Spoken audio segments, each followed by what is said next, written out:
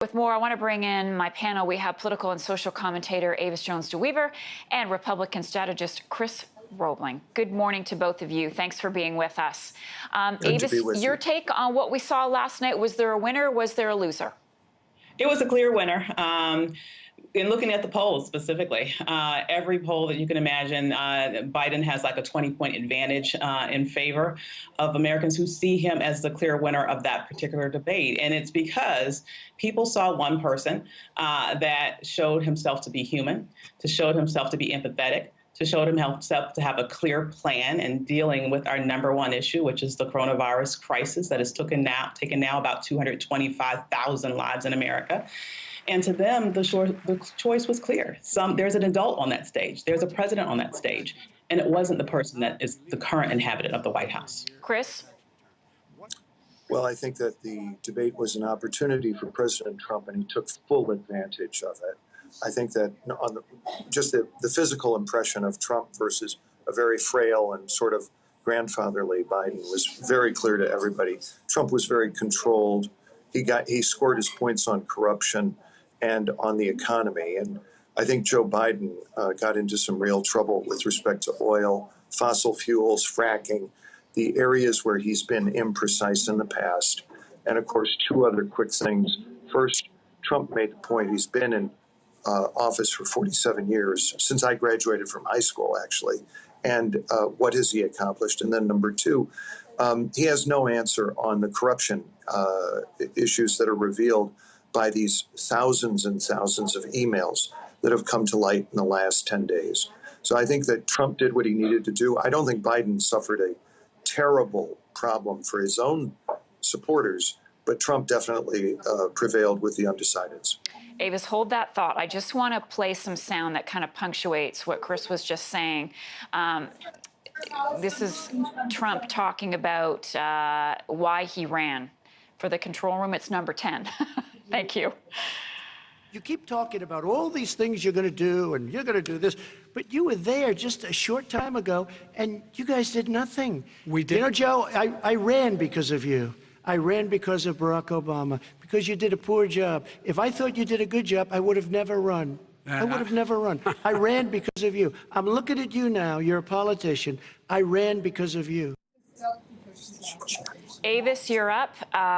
Did Biden do a good job defending his record? He did, but what I failed to understand is how somebody who's been in office for the recent 4 years cannot even explain his own record in terms of how we got here with 225,000 dead Americans, in terms of an economy that is in free fall, in terms of people who are on the verge of being evicted out of their homes and in bread lines all across America. Where is that record? Now, in terms of the Biden record, and it is true, I want to say, this is one instance in which Donald Trump told the truth. I'm sure he did run because he could not stand to see an eloquent, educated, competent Black man in the White House who did everything and does everything better than he ever could. When Barack Obama and Joe Biden came into office, our economy was in free fall. We were on the verge of a depression, and they turned that around and had the biggest growth in our economy in this nation's history.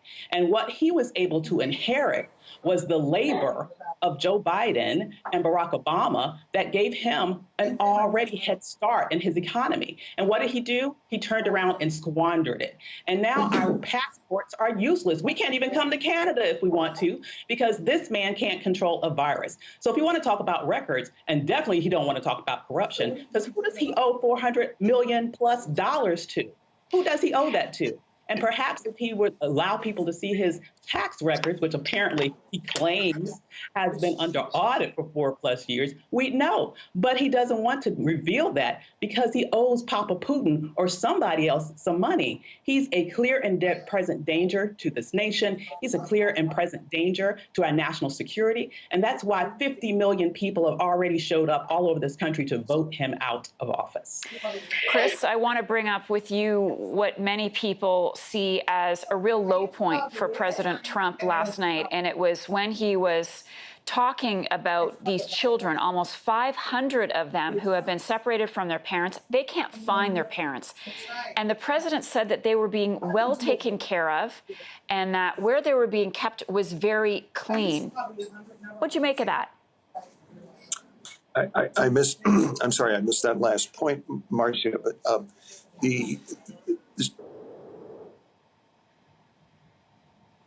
We've got the clip, and then hopefully we can get... that isn't necessary. Let's get the clip, and then we'll try to get your line more secure, Chris. We did not. They built the separate cages. Who built the cages, Joe? Let's talk about what Who we're built the talking about. cages, Let's Joe? talk about what we're talking about. What happened? Parents were ripped, their kids were ripped from their arms and separated. And now they cannot find over 500 of sets of those parents, and those kids are alone. Nowhere to go. Nowhere to go. It's criminal. It's criminal. Let me ask Kristen, you about I will say this. immigration. They went 10 down. seconds, We and brought then I need to ask reporters, you. everything. They are so well taken care of. They're in facilities that were so clean. Chris, what did you make of that moment for Trump? Well, look, I think that the catch and release policy of the Obama-Biden administration and the building of the cages into which these kids were placed by Obama and Biden really began a downward spiral. And that has been reversed by Trump and his common sense policies on the border. It's an absolute crime what the coyotes and the gangs have done with children, trafficking them across the border.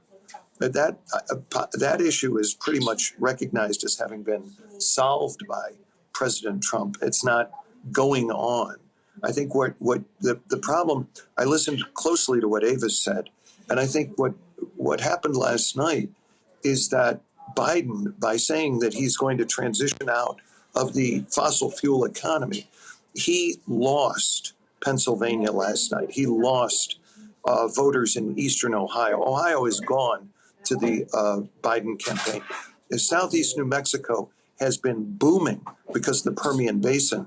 And I think New Mexico is going to go into Trump's camp because of what Biden said last night. Colorado is an energy state, and it depends on the fossil fuel industry. So Biden wants to be all over the map on fracking. That's something people can deal with as they wish. But he's clear now that he is going to end the petroleum industry. So Avis is going to have to take a look at all of the workers, all the families, all of the children of that economy and say it's more important that we serve an ultra left-wing fantasy about eliminating fossil fuels than it is for you to have a productive job in this economy. And I think that they're going to lose the election because of what Joe Biden said last night, period. Oh, you're hoping, aren't you? But you're going to be wrong. And here's why. First of all, we're not going to have conspiracy theories on this show. This is not Fox News. What you just said a few moments ago about the Obama administration caging children is a lie. And let's just call it what it is. I'm not here to say something is an untruth. That's a lie.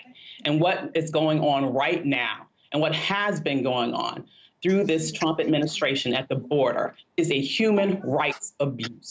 Somebody and some people need to go to jail once this administration is over. Separating breastfeeding mothers from their infant babies, having over 500 children right now in this country who have no idea where their parents are, and having heartbroken parents probably deported back to their homelands without any idea how they will ever find their children is a human rights violation. And I hope several people in this administration, all the way up to the White House, go to jail behind this atrocity. It is an absolute embarrassment for someone to sit here and try to cast the blame in some fantasy that you've created around what didn't happen in the Obama administration in order to try to cover up the present day human rights abuses that's happening right now in this country.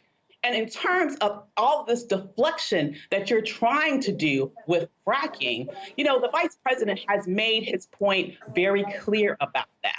And so here's what I think. I think that the people of America want to have good jobs, which are going down the drain under the Trump administration. I know the people of America, most importantly, though, they want to live.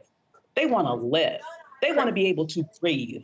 And there are hundreds of thousands of families in America right now that are grieving because your standard bearer did not have the care in the world to do anything in order to save lives by putting together a national plan to have testing, to have contact tracing, to have the ability to sort of use the Defense Production Act to provide the PPE that was necessary for healthcare workers to be able to serve people safely. We've had healthcare workers to die in this scourge because he didn't want to do his job. Okay, and still to this day, he is not treating states equally. He is continuing to try to punish those states that have Democratic governors by not providing them the supplies that they need to be able to service their citizens.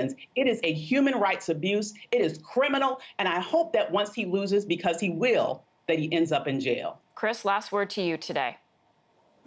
Well, you know, I'm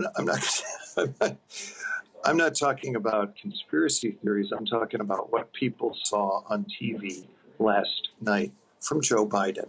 So let me tell you, this election is as close can be. What you saw after the first debate was a loss for President Trump. He was uncontrolled and he behaved abominably, and he sort of confirmed the worst stereotypes of his activity. What you saw last night was something very presidential. And I think But did he really you say know, anything different from the first debate? He just seemed to say it in a more calm manner. No. I'm sorry. I think that, Marcia, I think that he said a lot that was different from the first debate. I think that he was much more focused. And I think that he elicited from Biden failures on the email issue, which is not a conspiracy theory, and failures on his economic development positions. So I think that you're looking at a debate that put Trump right back into the middle of this race. And honestly, I don't think people in those states that I reeled off, Western Pennsylvania, Eastern Ohio, Southeastern New Mexico, all of Colorado, those people are now sure that Joe Biden is gunning for their jobs because he has to serve AOC and the Squad and the Green New Deal. And I don't think that's the future that will provide the economic development that's necessary for the government to provide benefits to the folks in America who haven't had all of the advantages that somebody like Joe Biden derives from selling his office to people in China and the Ukraine and Kazakhstan and we're out of time. Wife of the former mayor of Russia. Yeah, I'm going to have to let it go at that point. I thank you both, Chris and Avis. Appreciate your passion. Glad to have you both with us this morning.